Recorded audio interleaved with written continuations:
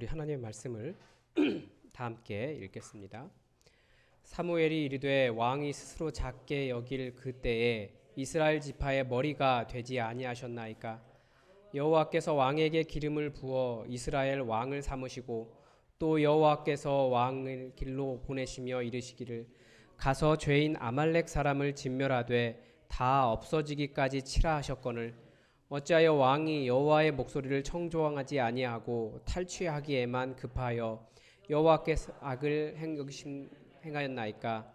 사울이 사무엘에게 이르되 나는 실로 여호와의 목소리를 청종하여 여호와께서 보내신 길로 가서 아말렉 왕 아각을 끌어왔고 아말렉 사람들을 진멸하였으나 다만 백성이 그 마땅히 멸할 것 중에서 가장 좋은 것으로 길갈에서 당신의 하나님 여호와께 제사하려고 양과 소를 끌어왔나이다 하는지라. 사무엘이 이르되 여호와께서 번제와 다른 제사를 그의 목소리를 청종하는 것을 같이 좋아하시겠나이까. 순종이 제사보다 낫고 듣는 것이 수량의 기름보다 나으니 이는 거역하는 것이 점치는 죄와 같고 완고한 것은 사신 우상에게 절하는 죄와 같음이라. 왕이 여호와의 말씀을 버렸으므로 여호와께서도 왕을 버려 왕이 되지 못하게 하시려. 아멘. 네. 네. 오늘 사무엘상의 말씀 계속해서 보고 있습니다. 우리 지난 시간에 사무엘상 말씀을 봤는데 사울이 길갈에서 스스로 번제를 드려서 하나님의 말씀을 버린 사건을 지난주에 보았습니다. 하나님의 말씀에 순종해야 되는 것을 볼 수 있는 거죠. 사울이 하나님의 법을 무시한 겁니다. 그래서 하나님께서 왕에게 명령하신 바를 지키지 않았다라고 지적을 하시죠. 블레셋 전투를 하려고 모였는데 7일 동안 기다리라고 했는데 7일이 지나도 사무엘이 오지 않으니까 그래서 백성들이 다 흩어지니까 스스로 번제와 화목제를 지낸 그런 죄를 지었습니다. 사무엘이 그래서 그렇게 말하잖아요. 지금은 왕의 나라가 길지 못할 것 같습니다. 여호와께서 왕에게 명령하신 바를 지키지 않았기 때문에 여호와께서 결국은 그의 마음에 맞는 사람을 구해서 그 백성의 지도자로 세우실 겁니다 라고 말을 합니다. 그리고 사무엘이 길갈에서 베냐민 기브아로 올라갑니다. 그 전투는 어떻게 되었을까요? 이제 그게 문제인 거예요. 이 사울에게 남은 군사는 한 600명쯤 되었고 사울과 아들 요나단과 이스라엘 백성들은 베냐민 게바에 모여 있었습니다. 그리고 전투하려고 블레셋 사람들이 믹마스라는 곳에 모였습니다. 전부 다 베냐민 지파 땅에서 이루어진 겁니다. 이 베냐민 지파는 위로는 에브라임 그리고 밑으로는 유다, 그 사이에 껴있는 아주 작은 지역이었거든요. 그런데 블레셋에서, 그러니까 베도론이라고 여기도 나오는데 거기에서 올라오면 그냥 쭉 그 길이 베냐민 지파 한가운데를 통과해서 길갈로 올라가는 그 중앙산지 지역이라고 이야기합니다. 그렇게 통과하게 돼 있는 지역에서 전쟁이 일어난 거예요, 블레셋과 함께. 그런데 블레셋이 세 무리로 나눠서 하나는 오브라는 이제 위쪽으로 올라가는 거고요. 그러니까 이제 그 에브라임 산지 쪽을 전부 다 이렇게 그 약탈하려고 올라가는 겁니다. 또 하나는 베드론 길로 갔다라고 되어 있는데 이게 블레셋으로 돌아간다는 의미도 되고 사실은 그 벳호론에서 믹마스로 진군에 온다라는 의미도 됩니다. 그러니까 위로 올라올 수도 있어요. 밑에 이게 블레셋 지역이니까 아무튼 그 지역을 전부 다 약탈하고 다니는 겁니다. 또 스보임 골짜기가 내려다 보이는 길로 갔다. 그러니까 라마를 약탈하러 이렇게 내려간 것으로 그렇게 보입니다. 그러니까 이스라엘 전부 다 약탈하고 있는 거예요.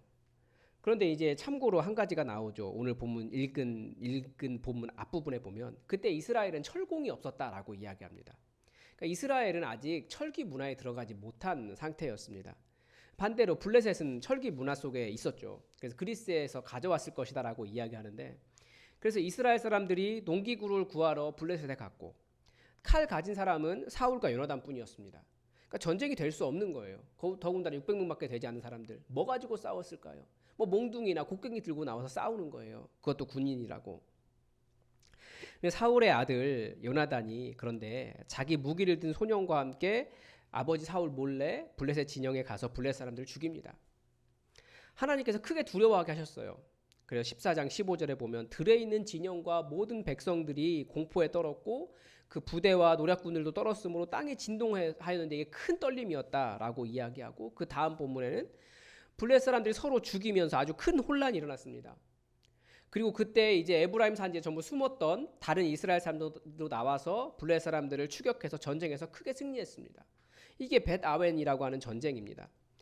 하나님께서 사무엘을 버리신 것이 맞습니까? 이 벳 아웬 전쟁을 정리하고 그 다음 14장 47절 48절에서는 사울이 이스라엘 왕위에 오른 후에 사방에 있는 모든 대적 곧 모압과 암몬 자손과 에돔과 소바 왕들과 블레셋 사람들 쳤는데 가는 곳마다 이겼다라고 되어 있어요. 그리고 용감하게 아말렉 사람들을 치고 이스라엘을 그 약탈하는 자들의 손에서 건졌더라. 이게 사울의 하나님의 명령을 듣지 않아서 하나님께서 버리셨다라고 말씀하신 그 사울의 공적이에요. 전쟁에서 계속해서 이겼어요. 우리가 고민이 되죠. 하나님이 버리셨다라고 했는데도 승승장구한 사울을 우리가 어떻게 바라볼 것인가라는 거예요. 아마 정확히는 모르겠지만 이 사울은 그래? 하나님이 나를 버리셨다라고 하시는데 내가 계속 이기네? 나는 아무 문제 없어. 대놓고 이제 하나님을 무시했을 가능성이 더 많습니다. 아니면 대놓고 하나님을 무시하지 못한다 할지라도 그 본심은 하나님 별로 크게 나랑 관계없네? 내가 내 힘으로 이길 수 있어 라는 생각이 들어간다는 거죠. 그래서 하나님을 무시한다는 것이 무엇이 되겠습니까? 하나님 없이도 내가 승리했기 때문에 여전히 내가 하나님 없이도 승리할 수 있다라고 하는 생각, 그것입니다. 그래서 때로는 어떤 사람들에게, 이 교만한 자들에게 승리는 재난이 될 수 있어요. 하나님을 경외하지 못하는 자들의 승리는 그들에게 재난이 됩니다. 왜 그렇습니까? 하나님을 의지하는 법을 잃어버리거든요. 자신의 능력으로 승리하면 살 수 있다라고, 잘 살 수 있다고 착각해요. 그래서 하나님을 무시하는 겁니다. 그래서 우리는 사실 다 그런 위험이 있어요. 하나님께서 우리에게 다 능력을 많이 주셨거든요. 그건 굉장히 큰 은혜입니다. 그런데 그 능력을 주신 것이 하나님을 무시하고 너의 마음대로 너의 능력대로 살아라 라고 하는 것이 아니라 더욱더 하나님을 의지하라 라고 주신 것인데, 하나님을 무시하기 시작하면, 하나님을 별로 신경 쓰지 않기 시작하면, 그러면 이 승리는, 하나님께서 우리에게 주신 많은 것들은 때로는 재난이 될 수 있다라고 하는 것이 사울의 삶에 보여주는 겁니다. 그리고 이제 오늘 아말렉 전투가 시작이 됩니다. 15장 1절에서 하나님께서 너를 왕으로 세워주셨다. 그러니까 하나님의 말씀을 들어라. 그러면서 아말렉을 쳐라라고 하는 아말렉 전투의 사명을 주십니다. 그래서 이스라엘이 애굽에서 나올 때 길에서 대적했다. 아말렉을 쳐야 되는 이유가 그거예요. 이스라엘이 애굽에서 나올 때 그 출애굽할 때 길에서 대적했는데 그래서 벌을 내려야겠다라는 겁니다. 그때 출애굽기에서 어떤 일이 있었냐면 아말렉이 이스라엘을 쳤는데 이스라엘의 후미를 쳤어요. 그러니까 이스라엘 진영에서 낙오한 사람들을 쳤다는 겁니다. 그게 무슨 말이냐면 즉 약한 자, 그 진영의 그 행진을 따라가지 못한 사람들, 약한 자, 노인, 여자, 아이들, 젖먹이가 있어서 천천히 갈 수밖에 없는 엄마들, 이런 사람들을 쳤다는 거예요. 그래서 몇백 년 후에 하나님께서 안 되겠다, 도저히 아말렉을 분명하게 벌을 내려야겠다라고 해서 여호와께서 명령을 하십니다. 15장 3절에 보면 그들의 모든 소유를 남기지 말고 진멸해라. 남녀와 소와 젖먹는 아이와 우양과 낙타와 나귀를 다 죽여라 라고 이야기하십니다. 여기서 우리가 한번 질문을 던질 수 있어요. 하나님께서 사울을 버리셨다면 다시 이렇게 부르신 이유가 무엇일까라는 거죠. 결론적으로 보면 아말렉을 제대로 치지 않을 것을 아셨기 때문에 혹시 사울을 벌하시기 위한 어떤 결정적인 잘못을 할 수 있도록 함정을 파신 것인가 라고도 생각할 수 있고, 아니면 다시 하나님의 명령을 지킬 기회를 주신 것인가를 두 가지를 다 생각해 볼 수 있습니다. 무엇이겠습니까? 하나님은 함정을 파는 어떤 교묘하게 사람을 그렇게 하시는 분이 아니에요. 하나님은 어찌하든지 다시 기회를 주시는 분이십니다. 그러니까 아무리 잘못한 사울이라고 할지라도 다시 여호와의 명령 앞으로, 하나님의 말씀 앞으로 돌아올 수 있는 기회를 주신 겁니다. 그런데 사울이 그러면 여기서 어떻게 했어야 될까요? 잘 지켰어야 되는 거죠. 근데 안 지켰다라는 거죠. 이 전쟁을 하기 위해서 사울이 사람들을 모았습니다. 그런데 모아서 세보니까 보병이 20만 명에 유다 사람이 10,000명이 모였대요. 그러니까 다들 당연히 사울과 함께하면 전쟁에서 이길 것이다 라고 생각하기 시작한 겁니다. 전쟁이 시작됐어요. 그래서 6절에서 보니까 겐 사람들을 먼저 소개령을 내렸습니다. 이 겐 족속이 누구냐면 모세의 장인 이드로, 그 미디안 겐 족속입니다. 그러니까 그 겐 족속이 이스라엘과 함께 경계를 마주하고 그 광야 그 유목민이었기 때문에 광야 지역에 같이 살았습니다. 이 아말렉의 위치가 어디냐면 7절에 보면 하윌라에서부터 애굽 앞 술에 이르기까지 아말렉을 쳤다라고 되어 있는데, 이 아말렉의 위치는 그러니까 이스라엘이 이렇게 쭉 저기 갈릴리가 있고, 그 다음에 요단강이 내려와서 사해가 있고, 이 사해 옆쪽으로 이제 지중해가 있고, 이 지중해의 5쪽 지역이 블레셋 지역이고, 그리고 여기가 맨 그 사해 아래쪽이 유다입니다. 유다 밑에 이제 바란 광야라고 하는 곳이 있는데, 그 광야 지역에 이 유목민들은 겐족속이 같이 사는 거예요. 그리고 이 바란 광야에서부터 애굽에 이르기까지의 지역이 다 아말렉 지역입니다. 그러니까 사울이 굉장히 넓은 지역을 다 친 거예요. 굉장히 많이 친 거죠. 그래서 아주 간단하게 기록되어 있지만 아말렉 사람 왕 아각을 사로잡고 칼날로 그의 모든 백성을 진멸했다라고 되어 있습니다.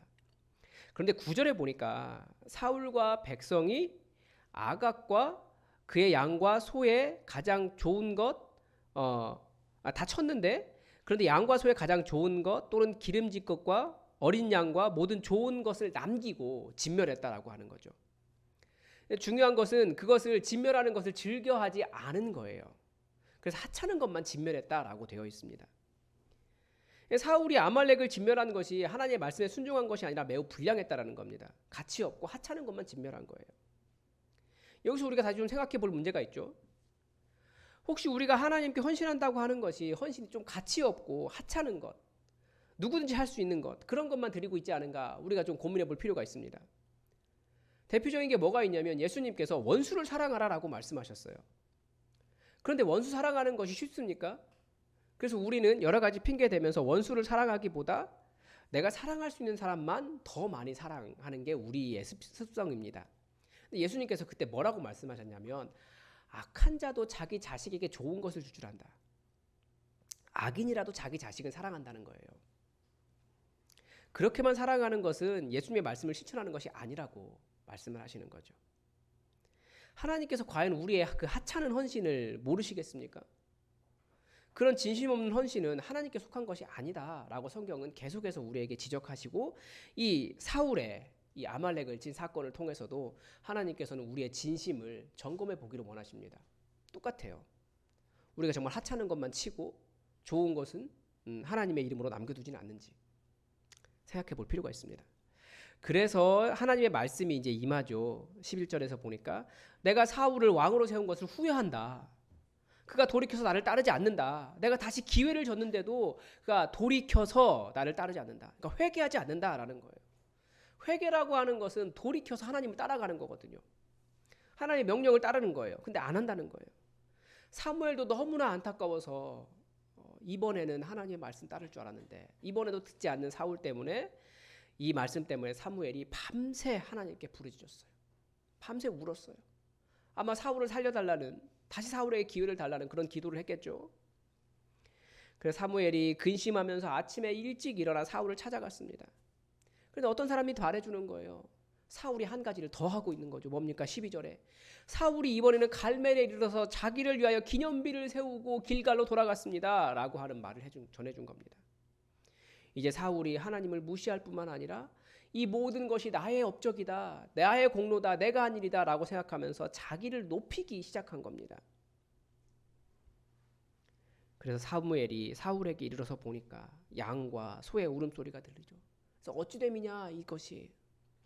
사울이 뭐라고 변명합니까? 그것은 무리가, 내가 한 것이 아니고 무리가, 사람들이 아말렉 사람에게서 끌어온 것입니다. 백성이 당신 하나님 여호와께 제사하려고 해서 양과 소들 중에서 가장 좋은 것 남긴 겁니다. 그리고 그 이외에는 우리가 다 진멸했습니다. 그런데요, 하나님께는 100% 순종이 아니면 불순종입니다. 하나님을 위하여 했다는 것이 착각인 거죠. 우리가 하나님이 어떤 재물이 필요하시다라고 착각을 해요. 아니에요. 하나님은 재물이 필요 없어요. 하나님께 재물은 나를 대신해서 드리는 것일 뿐이에요. 내가 죽을 수 없으니까. 하나님은 나를 원하세요. 그래서 우리가 이 불순종을 뭐라고 부릅니까? 정당화라고 이야기합니다. 하나님의 원래 명령은 18절에서 여호와께서 왕을 보내시며 이르시기를 가서 죄인 아말렉 사람을 진멸하되 다 없어지기까지 치라 하셨거늘. 이 전쟁의 성격을 알 수 있는 거죠. 이 전쟁은 하나님의 심판입니다. 단순히 사륙이 아니에요. 보복도 아니에요. 그들이 완전히 없어져야 할 이유가 있을 때까지 하나님께서 그들을 기다리신 겁니다. 그래서 사울을 부르신 이유가 하나님의 명령을 순종하여 하나님의 심판의 도구가 되도록 하신 건데, 사울이 그 하나님의 심판의 도구가 되지 못한 겁니다. 무엇 때문에? 자기의 작은 탐욕 때문에. 또 그것을 하나님의 이름으로 포장하고 정당화하고 있는 거예요. 그래서 하나님의 책망이 나오죠. 19절에 어찌하여 왕이 여호와의 목소리를 청종하지 아니하고 탈취하기에만 급하여 여호와께서 악하게 여기시는 일을 행하였나이까. 하나님께서 악하게 여기시는 일 무엇입니까? 처음부터 끝까지 말씀하고 계시는 거예요. 하나님의 명령을 따르지 않는 것. 불순종의 이유를 뭐라고 이야기합니까? 하나님의 말씀을 성취하는 것보다 탈취, 즉 자기의 이익을 추구하는 일에 급급했다는 거예요. 우리가 어떤 하나님의 명령 앞에서 우리가 주저주저하고 머뭇머뭇거리는 이유가 무엇입니까? 나에게 이익이 없을 때 우리는 머뭇거려요. 혹은 나에게 이익이 있을 때 하나님의 명령을 따르는 것을 주저해요. 나에게 명령이 있으면 더 그것이 혹시 하나님의 뜻인가? 우리가 그렇게 이야기하죠. 사울이 변명을 합니다. 20절과 21절에서 나는 그러려고 했는데 백성이 그렇게 했습니다. 더구나 나의 이익을 위해서가 아니라 하나님께 제사하려 끌고 왔습니다라고 하는 계속해서 자기를 변명하며 정당화합니다. 근데 그게 하나님께서 보시는 악한 일이라는 거예요. 성경에서 계속해서 모든 악이 여기 있었습니다. 아담과 하와도 범죄하고 난 다음에 아담도 뭐라고 이야기했습니까? 저 하와가 줘서 먹었습니다. 그러면 하와는 뭐라고 했습니까? 뱀이 시켜서 그렇게 했습니다. 하나님의 명령, 거기는 관심이 없고 내게 어떤 이익이 있는가, 아니면 내가 어떻게 피해갈까, 여기에만 생각을 해요. 그런데 하나님의 뜻은 무엇입니까? 22절과 23절에 사무엘이 이르되 여호와께서 번제와 다른 제사를 그의 목소리를 청종하는 것을 좋아하심 같이 좋아하시겠나이까? 하나님께서 무엇을 좋아하신다는 뜻입니까? 당신의 목소리를 듣고 따르는 일을 좋아하시는 거예요. 그래서 순종이 제사보다 낫고 듣는 것이 수량의 기름보다 나으니, 정말 하나님께서 원하시는 것이 무엇입니까? 순종하는 거예요. 말씀을 듣는 거예요. 그것을 듣고 따르는 겁니다. 우리는 자꾸 하나님의 뜻을 제사로 바꾸려고 합니다. 근데 하나님은 제사 별로 원하지 않는다는 거예요. 청종하지 않는 자들의 제사는 아무 의미가 없습니다. 그래서 그걸 뭐라고 평가합니까? 이는 거역하는 것은 점치는 죄와 같고, 완고한 것은, 하나님 말씀을 듣지 않는 딱딱한 마음은 사신 우상이라고 했는데 이게 세워진 우상인데 번역을 이렇게 했더라고요. 우상에게 절하는 죄와 같음이라. 왕이 여호와의 말씀을 버렸으므로 여호와께서도 왕을 버려 왕이 되지 못하게 하셨나이다. 네 가지를 정리할 수 있죠. 여호와는 당신의 목소리를 청종하는 것을 가장 좋아하십니다. 여호와는 당신의 목소리를 청종하는 것을 수량의 기름보다 좋아하십니다. 반대로 거역하는 것은 점치는 것과 똑같습니다. 내가 점을 치지 않았습니다, 내가 우상을 따르지 않았습니다 라고 말해도 아무 소용없다는 거야. 하나님의 말씀을 따르지 않으면. 완고한 것은 우상에게 절하는 죄와 같다. 성경은 처음부터 끝까지 이 이야기만 하고 있습니다. 하나님의 뜻은 무엇인가? 하나님의 말씀을 청종하는 것, 따라 사는 것입니다. 아무리 변명하고 정당화해봐야 100% 순종이 아니라면 불순종에 불과합니다. 계속해서 교회에서 잘 한번 말씀들을 분별해 보십시오. 여러분에게 무엇을 실천하라고 가르칩니까? 나의 죄책감을 덜어낼 수 있는 제사를 드리라고 계속 이야기해요. 그래서 주일 성수, 대표적인 게 그거예요. 주일을 지키지 말라는 의미가 아닙니다. 거룩하게 지켜야 되죠. 그런데 주일 성수함으로 그것을 통해서 내 양심의 가책, 하나님의 말씀을 조금 따르지 않아도 된다라고 하는 정당화, 어떤 변명거리를 만들어주고 있는 거예요. 그래서 예배 드리고 열심히 싸우면서도 계속 세상을 깨고 있으면서도 난 예배 드렸기 때문에 괜찮다라고 얼마든지 착각할 수 있어요. 그게 이런 정당화에 불과합니다. 그러나 하나님 보시기에는 그냥 하나님 따르지 않는 것, 불순종밖에 되지 않습니다. 하나님은 그걸 좋아하는 것이 아니라 정말 하나님께서 원하시는 정의를 이루고 하나님께서 원하시는 일들을 따라가기를 원하시는 거예요. 그래서 교회가 이렇게 많은데 왜 이렇게 세상이 슬픕니까? 하나님의 말씀을 따라가는 교회가 없기 때문에 그래요. 그래서 우리의 사명이 정말 중요한 거죠. 우린 예배 공동체가 맞아요. 그러나 그것이 우리의 어떤 죄, 하나님을 따라가지 않고 정의를 세우지 않는 일을 정당화하는 그런 정당화가 아니라 하나님의 말씀을 따라가는 진짜 정의로운 제대로 된 공동체를 만들어 가야 된다는 거죠. 하나님의 뜻을 따라가는 공동체. 참 근데 분별하기가 어렵습니다. 왜 그렇습니까? 우리는 계속해서 어떻게든지 변명하고 정당화합니다. 어떻게 정당화할까요? 첫 번째가 이것이 하나님께 영광을 올려드리기 위해서라고 말하면서 우리는 정당화합니다. 그러니까 사울도 지금 뭐 하고 있습니까? 하나님께 제사 드리려고. 그래서 가장 좋은 것 가져왔습니다.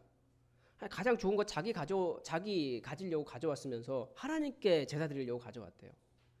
우리도 어떻게 이야기하냐면 우리도 하나님께 영광 올려드리려고 산다라고 이야기해요. 사실은 자기의 탐욕을 채우려고 하면서.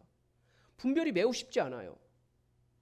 그러면 우리는 그래서 뭐 자기가 원하는 대학 가면, 아니면 자기가 원하는 직장을 가면, 아니면 자기가 어느 정도의 돈을 가지고 있으면, 자기가 원하는 직업군에 들어가면, 아니면 그런 사람과 결혼하면, 어느 아파트 청약에 당첨되면, 아니면 어디에 딱 투자했는데 그것이 엄청나게 올라가면, 정확히 말하면 자기의 탐욕 아닙니까? 그렇지 않은 사람과 그렇지 않은 상황에 있는 사람은 하나님께 영광을 돌릴 수 없는 겁니까? 나에게 내가 정말 뭐라고 할까요? 좀 나은 삶을 위해서 필요한 것들을 하나님의 이름으로 정당화하고 있다는 거예요. 그러면서 그런 일이 이루어지면 하나님께 영광 돌리겠다라고 이야기하죠. 그러면 그렇지 않은 사람들은 어떡하냐고요? 목사들도 사실 그런 식으로 하나님의 말씀을 청종하는 것이 아니라 하나님의 영광을 포장해서 변명하고 정당합니다. 그게 뭡니까? 우리가 말하는 소위 부흥이라고 하는 것들이에요. 전도라고 하면서 큰 교회가 목표예요. 그런데 하나님은 전도, 부흥 이런 것도 당연히 목표가 있지만 더 큰 목표는 진짜 공동체 만드는 거거든요. 하나님 나라라고 할 수 있는 작은 진짜 공동체 만들어도 그렇게만 해도 그게 성공이에요. 제가 점점 더 큰 교회에 더 그렇게 하지 못한다고 할지라도 하나님의 말씀을 잘 따라가고 있으면 저는 성공한 인생인 겁니다. 그런데 자꾸 교회의 크기로 뭐 지역으로 이런 것으로 판단하니까 자꾸 위축이 돼요. 왜 서울이 아니고 춘천인가? 왜 큰 교회가 아니라 상처받은 성도들을 선택했겠는가? 만약에 우리가 하나님의 영광을 그런 식으로 평가하고 있다면 저는 실패한 인생이에요. 목회자로서. 그런데 그건 아니라고 저는 확신해요. 왜냐하면 제가 하나님의 말씀을 따라왔고 그리고 하나님의 말씀 앞에 정직하기 때문에 그렇습니다. 그래서 물론 큰 교회가 잘못 아니에요. 또 하나님께서 가라고 하시면 모르는 일이에요. 중요한 것은 하나님의 말씀을 따라가고 있는가 이거죠. 왜냐하면 우리는 내 손에 쥐는 것 여기에 관심 있는 것이 아니라 하나님의 말씀 따라가는 거니까. 그래서 우리가 세상이 말하는 성공의 기준으로 하나님의 영광을 평가하지 마십시오. 혹은 자기의 욕심, 자기의 만족을 만족시키는 것을 하나님께 영광이라고 생각하지 마십시오. 우리는 얼마든지 그렇지 않은 상황 속에서도 하나님의 말씀 순수하게 따라가고 있다면 그 인생이 바로 성공한 인생입니다. 우리는 그렇게 하나님의 말씀을 왜곡해요. 또 하나는 일부를 따르면서 힘들었다고, 나는 정말 열심히 했다고 정당화하는 경우입니다. 사울이 하고 있는 변명과 정당화가 무엇입니까? 하찮은 것은 다 진멸했다는 거예요. 그 외에는 다 죽였다고 변명하는 거죠. 그리고 또 내가 그렇게 하지 않았다라고 변명합니다. 대표적인 사람이 누가 있습니까? 이 아나니아와 삽비라입니다. 잘 아시죠? 명성은 얻고 싶고 또 많은 것을 헌신한 것처럼 포장을 하고 싶고 이 밭을 판 값을 통해서 이 부동산 투자를 해서 뭐 엄청나게 벌었는지 모르겠는데 그래놓고 굉장히 많이 헌신한 사람처럼 자기를 포장하려다가 죽임당한 사람입니다. 우리는 겉모양을 가지고 그렇게 속을 수도 있어요. 그러나 하나님은 그 중심을 아시기 때문에 흉내와 그 진심을 명확하게 구별하십니다. 이게 바로 아까 말한 그 주일성수, 우리가 신앙에 좋은 신앙을 가졌다라고 말하는 11조나 새벽기도 뭐 이런 것들과 연결이 됩니다. 하나님께 순종하려는 마음이 없으면서 내 시간의 일부를 떼어놓았다고 할지라도 그건 온전한 순종이 될 수 없다는 거예요. 그래서 우리가 일부를 따르고 있으면서 전체를 다 지켰다라고 하는 그런 착각은 좀 버려야 됩니다. 그러나 최고로 정직하게 하나님 앞에 설 필요가 있는 거죠. 또 하나 우리는 어떻게 하나님의 말씀을 왜곡하면서 정당화할까요? 이 부분이 굉장히 어려워요. 목회자들과 교회에 오래 다닌 직분자들이 더 속기 쉽습니다. 신앙이 좋다고 하는 사람들이. 이게 뭐냐면 스스로를 속이는 건데, 말을 할 줄 알기 때문에 내가 말씀을 청종하고 있다라고 착각하는 겁니다. 그렇게 말할 수 있기 때문에 순종한 겁니까? 근데 우리가 그렇다라는 거예요. 좋은 설교를 많이 들었기 때문에 말은 일사천리고 청산유수인 사람들이 있어요. 그래서 자기는 잘 그대로 살아가지 못하면서 자기 자녀와 남편과 만나는 사람에게 끊임없이 하나님의 뜻대로 말하면서 이렇게 막 얘기하는 사람들이 있어요. 그래서 그 안에서 그 이야기 듣다가 정죄를 당하느라고 사람들이 죽어가는 남편과 자녀와 이웃 사람들이 얼마나 많이 있습니까? 우리 여러분 중에도 아마 다 아는 분들 있을 거예요. 그런 분들. 말을 했기 때문에 지적인 유의를 통해서 내가 하나님을 깨달았다, 그렇게 생각하면서 말을 할 줄 알기 때문에 내가 말씀을 청종하고 있다라고 착각하는 경우가 너무나 많습니다. 대표적인 것이 그런 것이 뭐가 있냐면 교회들마다 다들 교회의 본질을 이야기합니다. 다들 우리 교회는 교회의 본질을 찾고 있습니다. 근데 교회의 본질이라는 것이 뭡니까? 하나님의 말씀을 따라가고 하나님을 왕으로 섬기는 것인데, 교회의 본질 이야기하면서 여러 가지 전도도 이야기하고 행위를 계속 이야기해요. 그런데 그것이 결국 다 자기가 만든 하나님밖에 되지 않습니다. 신학자들도 그래요. 신학자들 얼마나 공부 많이 하고 뛰어난 학식이 있습니까? 그런데 자기들이 그 이론 속에서 만들어 놓은 하나님만 맞다라고 말하고 있어요. 하나님 믿는 거 아니에요. 착각하는 겁니다. 이게 망상인데 그 망상을 자기가 진짜 있다라고 믿는 거예요. 말을 할 줄 안다라고 해서 그 사람이 하나님의 말씀 따라가고 있다? 이건 완전히 아닌 이야기죠. 그래서 여러분들 목사가 하는 말은 사실 잘 들으셔야 됩니다. 그래서 저도 부끄럽기 때문에 다 그대로 못 살아가요. 그래서 최대한 주일에는 설교할 때라 가운으로 가리고 있는데 사실 완전히 다 그렇게 못 삽니다. 그런데 말을 했다고 해서 제가 다 하나님의 말씀을 따르고 있다라고 착각하지는 않습니다. 그런 자세가 필요해요. 우리에게는 말을 할 수 있다고 해서 우리가 다 아는 것 아니고 따라가고 있는 것 아니라는 것 기억해야 됩니다. 그리고 우리가 본질이라고 말하고 있는데 결국은 하나님의 말씀 따라가지 않으면 그거 본질 아닙니다. 아무리 좋은 것을 이야기해도 그거 본질 아닙니다. 내일 새벽 기도에도 그 이야기를 다루겠지만 하나님께서 정말 원하시는 것은 뭘까요? 만약에 사울이 아말렉을 그 모든 것을 정말 다 진멸해서 말씀 그대로 순종했다라고 하면 어떻게 됐을까요? 근데 여전히 사울의 마음속에는 자기를 높이려고 하는 마음이 있다라면 하나님은 어떻게 했을까요? 다 순종했어도 그걸 하나님 따른 것이 아닐 수 있다는 거죠. 성경은 무슨 이야기하냐면 어떤 일보다도 어떤 사람이 되었는가를 먼저 다루십니다. 그래서 사울에게 원하시는 것은 정말 하나님의 말씀에 순종하는 사람이 되기를 원하시는 거예요. 아무리 본질적인 사역을 열심히 교회가 감당한다 할지라도 그 사람 자체가 하나님의 사람으로 변화되지 않은 존재, 그 비잉이 변하지 않으면 그 사람은 하나님의 말씀 따르지 않은 사람입니다. 그래서 우리가 여러 가지로 하나님의 말씀을 포장하고 우리를 변명하고 그렇게 이야기합니다. 그리고 또 우리가 뭔가를 또 이뤄낼 수도 있습니다. 그러나 그 존재가 변하지 않으면 여전히 사울은 사울처럼 하나님 말씀 따라가지 않는 사람이에요. 내가 나를 높이려고 한다면. 하나님은 제사보다 순종을 원하십니다. 왜냐하면 하나님은 우리를 통해 이 깨어진 세상을 하나님 나라로 바꾸고자 우리를 불러주셨거든요. 그러니까 하나님께서 아말렉을 징벌하시는 일이 하나님 나라를 세우는 과정이에요. 사울을 왕으로 세우신 이유인 거죠. 그런데 우리가 순종하지 않으면 하나님의 계획은 성취되지 않습니다.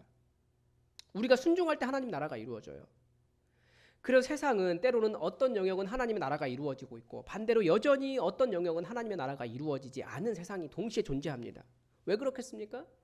성도가 순종할 때 하나님 나라가 이루어지는 거고 반대로 성도들이 하나님의 명령을 수행하지 않으면 그리고 그 하나님 말씀을 따르지 않으면 정당화하면서 자기의 유익을 구하면 하나님 나라는 이루어지지 않는 겁니다. 그래서 하나님 나라가 이루어지기를 위해서 열방의 빛으로 우리를 부르셨다고 말씀하셨습니다. 그 일은 하나님의 말씀에 순종할 때만 일어납니다. 그래서 하나님의 말씀에 대한 순종은 처음부터 온 세상을 변화시켜라 이게 아닙니다. 하나님은 하나님의 일을 시작하시기 전에 하나님의 일을 할 수 있는 사람, 그 존재를 변화시키신다고요. 그래서 교만한 자를 낮추시고 겸손하게 하시고 연약하게 하시고, 그래서 하나님의 말씀에 내가 아무것도 아닙니다, 저는 하나님의 말씀을 따라가겠습니다, 그런 사람으로 변화시키신다는 거예요. 그래서 내가 하나님의 말씀에 순종하는 사람이 되도록 계속해서 말씀 앞에서 자신을 비춰보시고 하나님은 속지 않으십니다. 여러분의 진심이 변할 수 있도록. 못할 수는 있어요. 그래도 진심이 변화되어서 하나님의 말씀에 순종하는 사람이 될 수 있도록 여러분의 존재 자체를 변화시키시기 바랍니다. 기도하겠습니다. 하나님, 우리가 오늘 처음에 겸손했던 이 사울의 모습이 변하여 하나님의 말씀도 따르지 않고 자기를 높이며 또 변명하며 하나님의 말씀 앞에서 자기를 정당화하고 하나님의 뜻을 따르지 않은 사울의 모습을 보았습니다. 그러면서 우리가 왜 부름 받았는지, 또 우리가 어떻게 하나님 나라 만들어 가야 되는지, 말씀 앞에 순종하는 사람이 되어야 되는지 우리가 다시금 보았습니다. 하나님, 우리에게 온전한 변화가 있게 하여 주시옵소서. 우리가 무엇을 변화시켜야 되고 어떻게 들어야 하는지 주의 성령님께서 우리 내면에 말씀하여 주시고 그 말씀 앞에 정직하게 반응하게 하시며, 그래서 우리를 통하여 세우고자 하시는 하나님 나라, 그 나라 세울 수 있는 빛이 될 수 있도록 우리를 변화시키셔서 하나님 나라 우리 통해 이루어 주시옵소서. 우리가 연약해질 수 있습니다. 우리가 무능해질 수도 있습니다. 약해질 수도 있습니다. 그러나 주님의 말씀을 따라갈 때 하나님께서 우리를 통해 역사하신다는 것을 기억하고 우리가 더욱더 주의 말씀 앞에 바로 선 하나님의 백성 되게 하여 주옵소서. 주님께서 은혜 주시기를 원하오며 예수 그리스도의 이름으로 기도드립니다. 아멘. 우리 예품 찬양지 176번 찬양하면서 내가 거룩한 자, 내가 높은 자가 아니라 정말 하나님을 높여드리는 그런 시간.